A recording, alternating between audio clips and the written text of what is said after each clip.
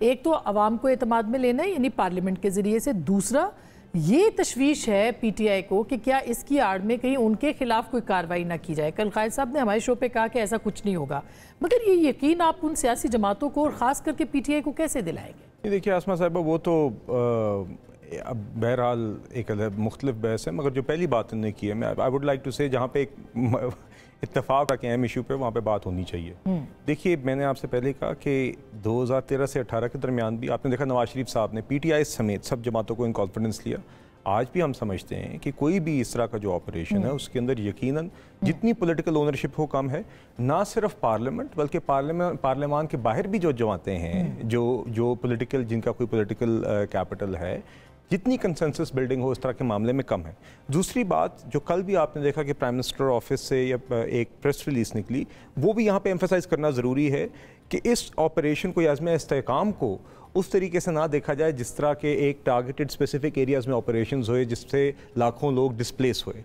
ये उसकी बात नहीं हो रही। ये जो एक मौजूदा आपका नेशनल एक्शन प्लान है जिसके नतीजे में इंटेलिजेंस बेस्ड मुल्क के मुख्तलिफ हिस्सों में टेररिज्म हो रहा था, जी, तो उसी को ही मजीद इंटेंसिफाई करने के लिए विद द रिन्यूड फोकस सबको इकट्ठे करके उसी के ऊपर एक रिन्यूड फोकस की बात हुई है इसमें। तो देखिए इसलिए सबसे ज्यादा इंतहा पसंदी तो पंजाब में आप देखें। देखिए मैं हरगिज़ क्या पंजाब में नहीं होना चाहिए? मैं आपको ये कहना चाह रहा हूँ कि ये ऑपरेशन हरगिज़ भी किसी एक सूबे किसी एक एरिया पे फोकस नहीं है। मुल्क में जहाँ पे भी दहशतगर्दी है, चाहे वो पंजाब में हो चाहे खैबर पख्तूनख्वा में हो, तो आप तस्लीम करें कि आप लोगों को कन्वे नहीं कर सके, आप माने कि आपकी हुकूमत ऑन बोर्ड नहीं ले सकी। देखिए बात हुई है वहाँ पे, फिर पीटीआई ने आके अली मीन गंडापुर साहब ने अंदर मेरी इतला के मुताबिक अंदर उन्होंने सपोर्ट किया, बाहर आके हो सकता है अपनी पार्टी के प्रेशर जो भी वजह है। मेरा ख्याल है उस बहस से बेहतर है कि हम मजीद इसके ऊपर जितना इस तरह के फोरम के ऊपर पार्लियामेंट हो, अदरवाइज इसके ऊपर एक कंसेंसस या जो भी लैक ऑफ अंडरस्टैंडिंग है, क्लैरिटी की जरूरत है, उसकी तरफ चले। मगर ये मैं वजाहत करना चाह रहा था कि देखिए चंद दिन पहले भी आप जानती हैं कि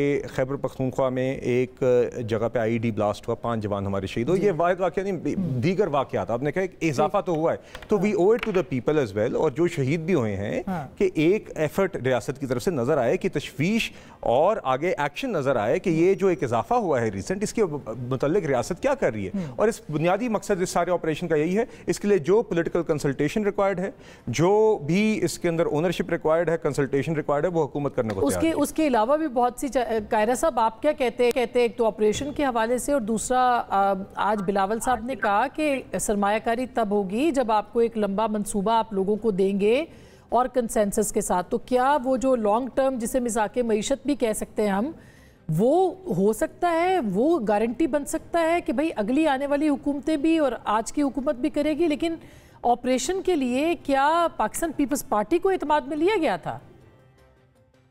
आसमा, जो नेशनल एक्शन प्लान के तहत ऑपरेशन होना है, ये ऑन गोइंग ऑपरेशन का एक हिस्सा है। अनफॉर्चुनेटली जो कमी रह गई है वो वाकई ऐसा है कि जिसकी बाद में वजाहत जारी की गई, काश ये वजाहत पहले दिन कर दी जाती। उसी वक्त जब एलामिया जारी हुआ या इसको या वजीर इत्तलात इसकी प्रेस कॉन्फ्रेंस करके और कौम को बताते कि जी इसका फोकस क्या है, किस तरीके से होगा, तो किसी जमात को इस पर एतराज नहीं होना चाहिए था। अब अगर अपोजिशन को ये मौका मिला है, उन्होंने तो हर चीज पर एक्सप्लॉइट करना है, उनका हक है। लेकिन मैं समझता हूँ कि इस ऑपरेशन से हमारे मुल्क के अंदर ये जरूर हुआ कि माजी में गलत कवानीन का इस्तेमाल करके अपने मुखालफिन को हरासा तंग किया गया। लेकिन ये बात भी दुरुस्त है कि कॉम्बिंग ऑपरेशन या इंटेलिजेंस बेस्ड ऑपरेशन जो है होता रहा मुल्क के अंदर, और उसमें कोई सियासी जमात किसी गवर्नमेंट में भी अपने सियासी जमातों को उस दहशतगर्दी के चक्कर में नहीं पकड़ा गया। और ये सिर्फ एक सूबे में नहीं है, सिंध के अंदर जहां लोग अगवा हो रहे हैं, रियासत की रेट को चैलेंज किया गया है, वो भी तक बहुत बड़ी दहशतगर्दी है, जहां पे वो पुलिस पे हमले कर रहे हैं, रेंजर्स पे हमले कर रहे हैं कच्चे के इलाके में। लेकिन कायरा साहब, वहां की हुकूमत ऑन बोर्ड है, यहाँ पे वो कहते हैं कि एक सरसरी से बात हुई मीटिंग के अंदर, बैठे हुए तो हाँ कर ली ना, बाद में आके उन्होंने कहा। और मैं समझता हूँ कि ये उसी वक्त जिस वक्त अली अमीन साहब ने कहा था, उसी वक्त हुकूमत की तरफ से इसकी वजाहत आनी चाहिए थी कि इसके क्या वहाँ डिस्कशन क्या हुई है, फोकस क्या है, इसके ऑपरेशन की डिटेल ना देते। जो आज दी गई है वजाहत, इतनी ये ज़हन बन गया है कि एहतजाज हो गया है, तनाज़ा खड़ा हो गया, उसके बाद वजाहत दी गई है, तो ज्यादा बेहतर होता कि इसको टाइमली कर लिया जाता। नहीं तो आपको लगता है कि दोबारा तमाम सियासी जमातों को बिठाया जा सकता है? मशवरा हो जाना चाहिए।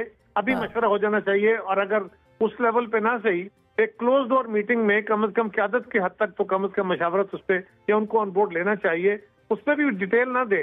अगर जहां तक नेशनल एक्शन प्लान का ताल्लुक था, वो तो हाउस के अंदर बाकायदा अफवाज और जो एजेंसीज हैं उनके सरबराहान ने आके ब्रीफ किया, और उसके बाद उसके ऊपर लेजिस्लेशन हुई या उसके ऊपर फैसले हुए थे, और उसी की कंटिन्यूएशन में ये हो रहा है। हाँ, अब इस डैमेज को दूर करने के लिए, एतमाद साजी के लिए जरूरी है उनको एतमाद में ले लें। लेकिन मैं फिर कहूंगा, आपको याद होगा स्वात हुआ था, जी, राह निजात जब हमने क्या किया था, आपकी गवर्नमेंट पहले दिन से फैसला कर दिया था कि रोज शाम को 5 बजे हम ब्रीफ क्या करेंगे ताकि स्पेकुलेशन ना हो।